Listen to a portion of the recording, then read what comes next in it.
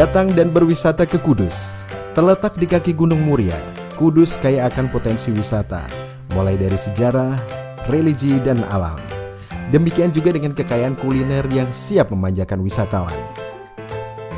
Meskipun luas wilayahnya adalah yang terkecil di Jawa Tengah, nama Kudus sudah masyhur di Nusantara. Di antaranya karena keberadaan dua anggota Wali Songo, yaitu Sunan Kudus dan Sunan Muria. Didirikan pada tahun 1549, Kudus terus berkembang pesat dengan mengedepankan jati diri sebagai kota yang dinamis, kreatif, dan sangat nyaman karena keramahan serta tingginya semangat toleransi masyarakatnya.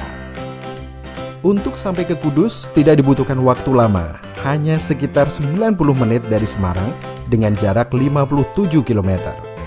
Bisa ditempuh menggunakan transportasi darat, baik mobil pribadi, bus umum maupun taksi. Sebuah gerbang indah nan megah menjadi penanda selamat datang di Kudus. Bangunan yang dinamai Gerbang Kudus Kota Kretek ini sekaligus menjadi atraksi pembuka wisata di Kudus. Gerbang yang terletak di perbatasan Kudus dengan Kabupaten Demak ini semakin tampak indah saat senja hingga malam hari.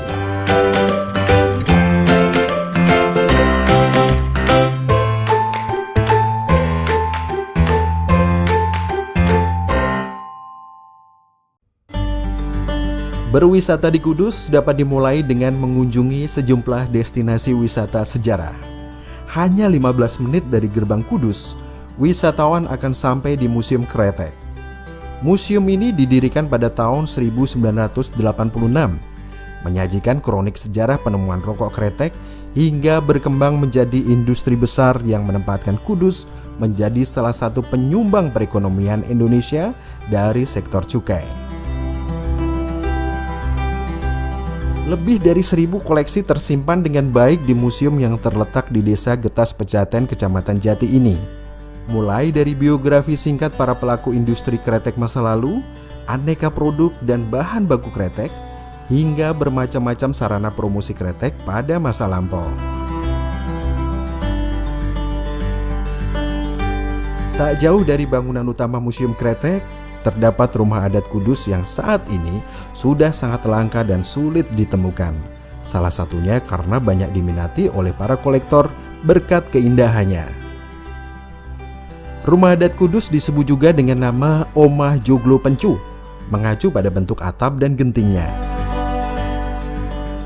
Bangunan rumah tradisional Kudus ini sepenuhnya berbahan kayu jati, berbalut ukiran Kudus yang khas, sederhana namun indah. Perpaduan corak seni kebudayaan Hindu, Persia, Islam, China, dan Eropa. Diperkirakan rumah adat Kudus ini pertama kali dibuat pada tahun 1500-an Masehi.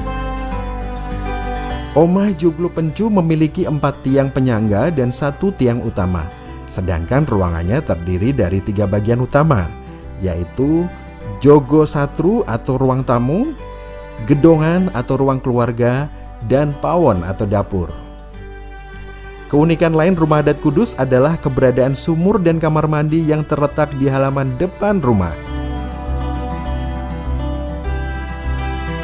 Puas menikmati keindahan rumah adat Kudus, wisatawan dapat melanjutkan menelusuri wisata sejarah selanjutnya. Kali ini wisatawan sejenak akan diajak kembali ke zaman purba di Museum Situs Purbakala Pati Ayam yang berlokasi di ujung timur Kudus, tepatnya di Desa Terban, Kecamatan Cikulo. Museum ini secara resmi diakui sebagai cagar budaya pada tahun 2005. Namun demikian, penelitian tentang situs purbakala ini sudah dimulai sejak tahun 1931 oleh Van Es, peneliti dari Belanda yang kala itu berhasil menemukan 9 fosil hewan vertebrata.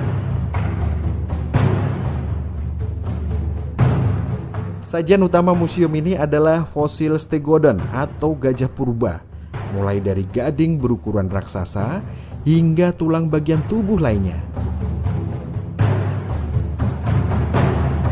Selain itu juga ada fosil aneka hewan purba, diantaranya banteng, badak, rusa, kerang, dan lain-lain. Total sudah lebih dari 1.500 fosil ditemukan di situs Purbakala Pati Ayam. Bukan hanya fosil hewan purba, di situs ini juga berhasil diketemukan fosil manusia purba atau Homo erectus, lengkap dengan alat-alat batu yang membuktikan telah adanya kehidupan manusia purba lengkap dengan budayanya. Pati Ayam secara morfologi adalah kawasan perbukitan berbentuk kubah atau dom, dengan ketinggian puncaknya 350 meter di atas permukaan laut. Keindahan kawasan perbukitan Pati Ayam dapat dinikmati dari gardu pandang yang merupakan fasilitas di wisata sejarah ini. Seharian menelusuri wisata sejarah di Kudus, wisatawan pasti mulai lapar. Jangan khawatir, kuliner Kudus terkenal lezat dan siap memuaskan perut Anda. Untuk siang hari, menu yang cocok adalah garang asem.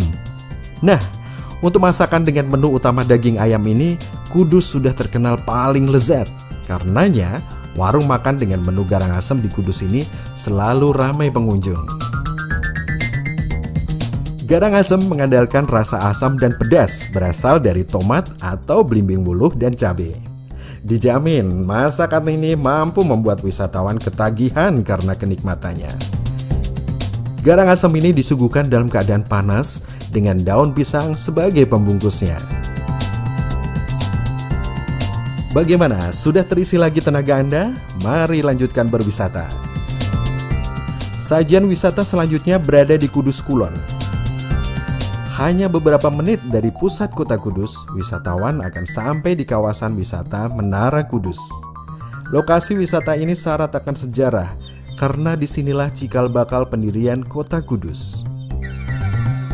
Sejarah pendirian Kudus tertulis dalam sebuah prasasti yang terbuat dari batu dan saat ini tertempel di atas pengimaman Masjid Al-Aqsa Menara Kudus. Batu prasasti berukuran lebar 30 cm dan panjang 46 cm ini memuat penjelasan bahwa masjid dan kota Kudus didirikan oleh Syekh Ja'far Shadiq pada tanggal 19 Rajab tahun 956 Hijriah. Masjid Al-Aqsa Menara Kudus memiliki desain arsitektur yang indah, terutama keberadaan lawang kembar atau dua pintu gerbang kembar berbentuk gapura paduraksan dari susunan batu bata, sebagaimana lazim terdapat di kerajaan-kerajaan kuno di Nusantara. Pada lawang kembar terdapat ukiran bermotif sulur atau bunga yang menguatkan nilai seni bangunan ini. Keunikan Masjid Al-Aqsa Menara Kudus juga tampak di tempat wudhunya dengan lubang pancuran berbentuk arca berjumlah 8 buah. Jumlah dan bentuk kepala arca ini dikaitkan dengan falsafah Buddha, Asta Sanghika Marga, yang artinya 8 jalan keutamaan. Di sisi kanan depan masjid berdiri megah Menara Kudus. Menara setinggi 17 meter ini memiliki seni arsitektur bernilai tinggi. Karenanya gambar Menara Kudus sempat menjadi tema pada uang kertas Republik Indonesia dengan nominal Rp5.000 yang beredar mulai tahun 1986 hingga 1992. Menara Kudus terdiri dari susunan batu bata yang saling terkait tanpa bahan perekat. Bentuk kaki Menara Kudus menyerupai Candi Jago di Kerajaan Singosari, sedangkan tubuh hingga atap Menara Kudus serupa dengan Menara Kulkul di Bali. Hanya saja, bangunan Menara Kudus ini menghadap ke barat yang merupakan arah kiblat untuk sholat. Karena bangunan kuno ini sejak awal memang dipergunakan untuk mengumandangkan azan setiap waktu sholat dan mengumumkan hal-hal penting seperti dimulainya puasa Ramadan. Masih di kawasan wisata Menara Kudus, di belakang masjid terdapat makam Kanjeng Sunan Kudus yang sampai saat ini menjadi tujuan wisata utama para peziarah atau wisatawan religi. Seperti yang telah dibahas sebelumnya, Sunan Kudus yang bernama asli Syekh Ja'far Shadiq adalah tokoh pendiri kota Kudus yang sebelumnya bernama Tajuk. Sunan Kudus adalah anggota Wali Songo yang menyebarkan agama Islam di Nusantara. Selain itu, Sunan Kudus sangat dikenal dalam keahliannya di bidang fikih atau hukum Islam. Dalam struktur pemerintahan Kerajaan Islam Demak, Sunan Kudus tercatat sebagai Qadhi atau Hakim Agung, Panglima Perang sekaligus Imam Masjid Demak yang kelima atau terakhir. Lingkungan dan perumahan di sekitar kawasan Menara Kudus juga sangat menarik untuk menjadi tujuan wisata. Lorong sempit di antara tembok-tembok tinggi yang mengelilingi rumah penduduk menjadi ciri khas perkampungan Menara. Mirip sekali dengan perkampungan penduduk di kota gede Yogyakarta.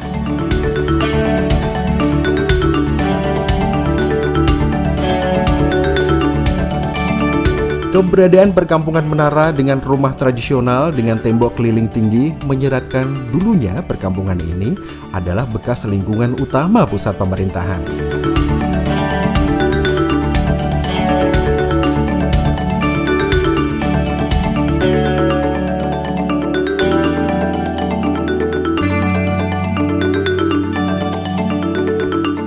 Penduduk di perkampungan Menara memegang prinsip yang kuat mengenai pentingnya bagus perilaku atau budi pekerti, mengaji atau mendalami ilmu agama, serta ulet berdagang yang hingga kini menjadi ciri khas Wong Kudus dengan singkatan Gus Jigang. Selain ahli agama dan taat beribadah, penduduk Menara terkenal dengan jiwa berdagangnya, diantaranya dengan memproduksi dan menjual mukena dan baju berikut hiasan bordirnya yang digemari banyak wisatawan. Kudus juga terkenal dengan toleransi kehidupan beragamanya, terbukti dengan dipergunakannya arsitektur bercorak Hindu dan Buddha pada bangunan menara. Selain itu, warga Kudus juga dianjurkan untuk menghindari menyembelih sapi sebagai penghormatan kepada penganut agama Hindu. Oleh karenanya, salah satu kuliner yang terkenal di Kudus adalah sop, soto, dan sate yang kesemuanya menggunakan daging kerbau. Tidak perlu jauh-jauh, wisatawan dapat langsung menikmati kelezatan kuliner sop dan sate kerbau ini di samping menara, sekaligus dapat merasakan atmosfer keramaian menara di petang hingga malam hari. Adapun soto kerbau dapat dengan mudah ditemukan di hampir seluruh penjuru kota Kudus. Bagi Anda yang menyukai lontong, Kudus memiliki kuliner khas bernama Lentok Tanjung yang berbahan utama lontong dan sayur nangka muda, lengkap dengan tempe dan tahu. Memasuki malam, saatnya beristirahat untuk menyiapkan diri menjelajahi wisata selanjutnya esok pagi. Kudus memiliki banyak hotel yang sangat layak dan nyaman untuk beristirahat. Gripta dan At Home dapat menjadi alternatif. Hotel-hotel di Kudus ini memiliki kamar yang sangat nyaman dan aneka fasilitas lainnya.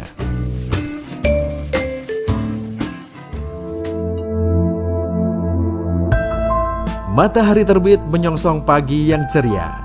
Saatnya berpetualang menjelajahi keindahan alam Kudus. Pegunungan Rahtau adalah pilihan yang tepat bagi Anda para wisatawan yang berjiwa petualang. Pegunungan Rahtau terletak di ujung utara Kecamatan Gebok dengan ketinggian mencapai 1.627 meter di atas permukaan air laut. Tujuan favorit di pegunungan ini adalah Puncak Songolikur atau Puncak 29 yang sangat menantang sebagai wisata pendakian gunung. Menggunakan jasa ojek pemuda di Desa Rahtau, wisatawan dapat sampai di tujuan. Namun, untuk mencapai puncak gunung, masih harus berjalan kaki selama sekitar 1 jam dengan medan vertikal yang cukup ekstrim.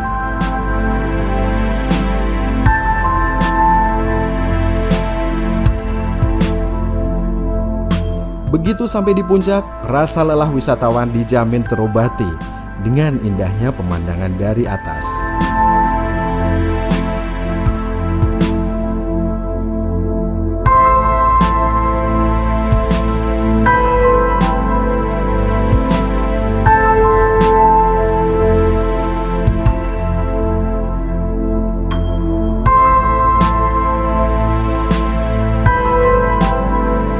Puncak 29 ini pada bulan Suro dalam kalender Jawa juga menjadi lokasi favorit bagi mereka yang memiliki hobi spiritual.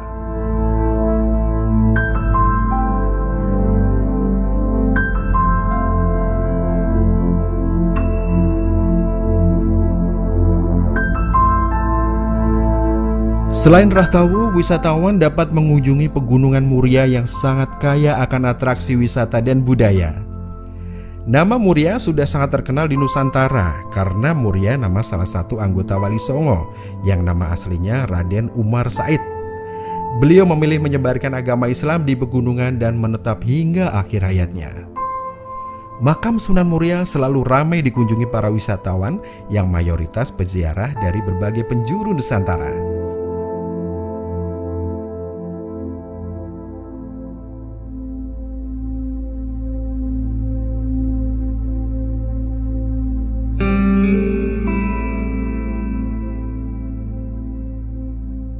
Tidak jauh dari makam Sunan Muria terdapat air terjun Montel yang sayang kalau dilewatkan.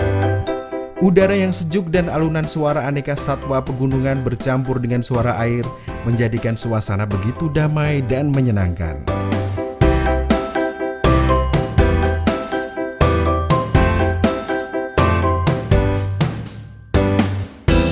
Bagi Anda penggemar kopi, Pegunungan Muria adalah salah satu penghasil kopi jenis Robusta dan Arabica.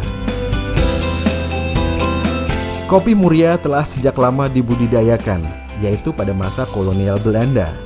Kopi Muria bahkan sudah diperdagangkan di pasar Eropa oleh Belanda dengan sebutan Coffee of Java.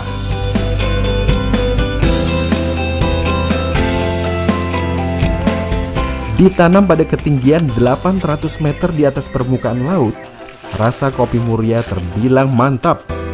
Kopi Robusta Muria ditanam turun-temurun dan bangsawan Belanda menjadikannya sebagai salah satu minuman favorit, sehingga secara rutin dikirim ke Belanda dan berbagai negara di Eropa. Jika bertepatan pada musim panen, wisatawan dapat turut mengikuti tradisi wiwit kopi sebagai tanda dimulainya panen kopi oleh para petani di Muria, sekaligus doa agar panen dapat melimpah.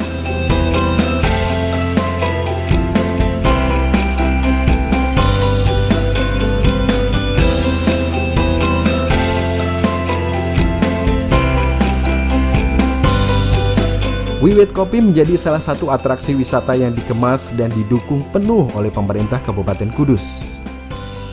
Dan kemarin Pak Soket sudah mendapat Kalpataru dari Pak Presiden. Tentunya ini merupakan tanggung jawab bersama semua lingkungan. Penghargaan ini bukan berarti jenengan itu hebat, jenengan diberi tanggung jawab. Ke depan harus lebih baik, ke depan harus lebih baik.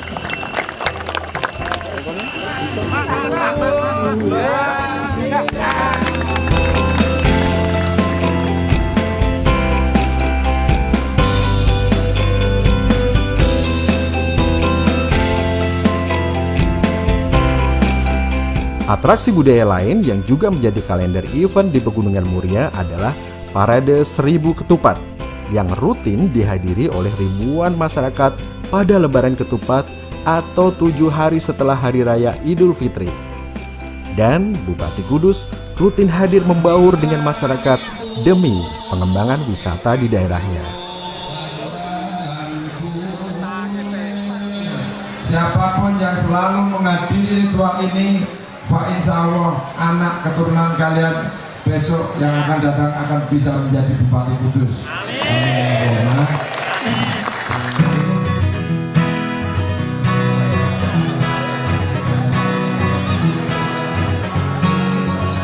Mumpung di Muria, jangan lewatkan petualangan menjelajahi perkebunan Parijoto.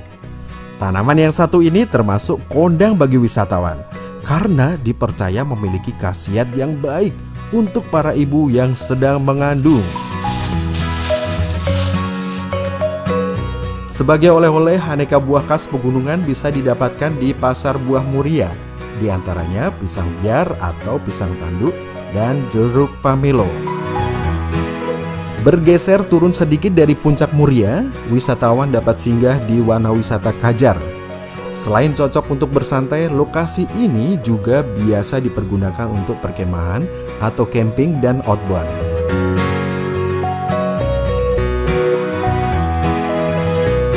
Bagi Anda wisatawan yang menyukai suasana pedesaan, singgahlah ke Desa Wisata Wonosoco. Desa ini berada 23 km ke arah selatan dari pusat kota Kudus, tepatnya di Kecamatan Undaan. Desa wisata ini memiliki 9 goa stalaktit yang menawan, serta 2 sendang atau mata air utama.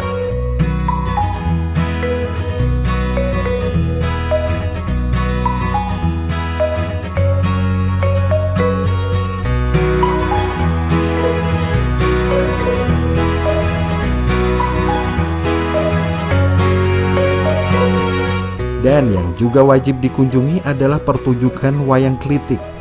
Wayang berbahan kayu ini adalah seni budaya khas desa Wonosoco. Wayang dibuat oleh warga setempat, demikian juga untuk dalang dan pemain gamelan pengiringnya. Dijamin seru petualangan Anda di desa ini.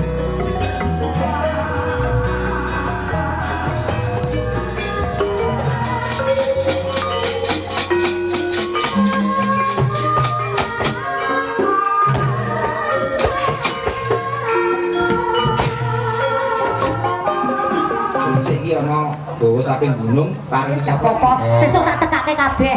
Ya. Seharian menjelajahi wisata, wisatawan dapat sejenak santai di Omah Mode. Di resto yang mempertahankan bentuk benda cagar budaya ini, wisatawan dapat sepuasnya berenang di kolam yang bersih dan indah suasananya. Selesai berenang, Omah Mode sudah menyiapkan aneka masakan yang pastinya menggugah selera. Sekedar makan ringan ataupun makan malam di tempat ini dijamin menyenangkan karena suasana indahnya ditambah dengan alunan musik.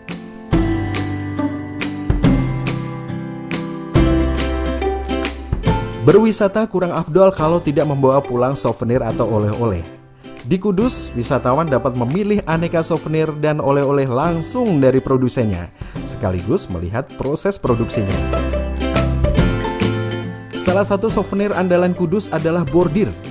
Kudus telah lama terkenal dengan produksi pakaian atau konveksinya, di mana kebanyakan menggunakan motif hias bordir. Souvenir lainnya adalah pisau dapur, di mana wisatawan dapat membeli sekaligus melihat secara langsung proses produksinya. Pisau dari Kudus terkenal dengan sebutan pisau bareng, yang diambil dari nama daerah di Kecamatan Cikulo sebelah timur Kudus. Pisau-pisau ini diolah oleh masyarakat di hampir seluruh desa, membentuk semacam klaster. Pisau-pisau ini memiliki kualitas ketajaman yang sangat baik. Kelebihannya adalah dapat diasah sendiri ketika mulai tumpul, dan harganya yang paling menarik. Pisau-pisau cantik ini dijual dengan harga mulai Rp2.000, murah tapi berkualitas.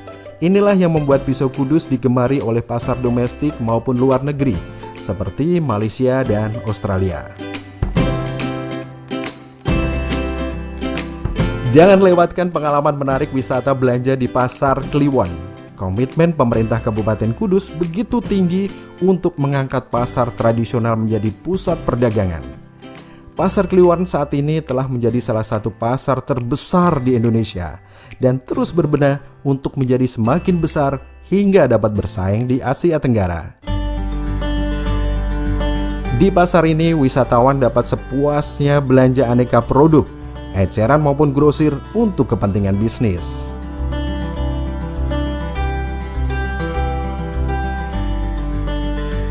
Untuk oleh-oleh keluarga dan relasi, jangan lupa belanja jajan khas Kudus, yaitu jenang Kudus yang melegenda. Wisatawan dapat belanja sekaligus melihat cara memasak dan pembuatannya di sentra produksinya. Di antaranya yang terbesar di perusahaan Jenang 33 di Jalan Sunan Muria.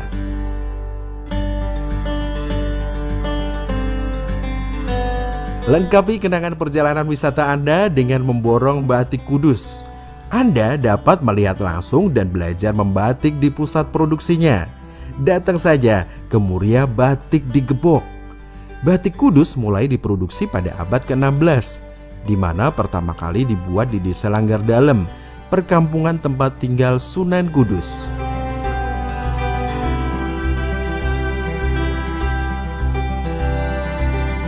Wisata Kudus memiliki beberapa kalender event yang menarik. Selain buka luwur Kanjeng Sunan Kudus dan parade 1000 ketupat yang tadi sudah diuraikan, berikut adalah kalender event yang wajib dicatat dan dikunjungi. Visualisasi dandangan diselenggarakan setahun sekali untuk menyambut datangnya bulan suci Ramadan.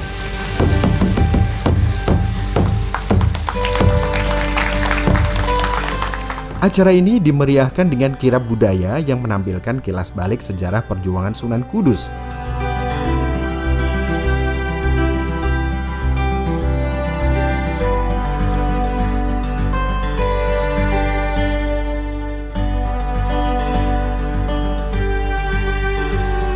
Sedangkan peringatan Hari Jadi Kudus digelar setiap tahun yang puncaknya pada tanggal 23 September. Dengan diisi beberapa kegiatan diantaranya karnaval atau kirab budaya.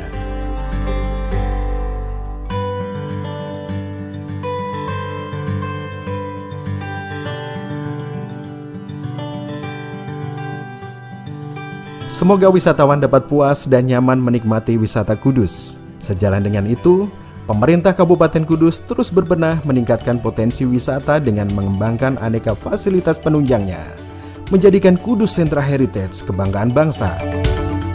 Selamat datang kembali ke Kudus.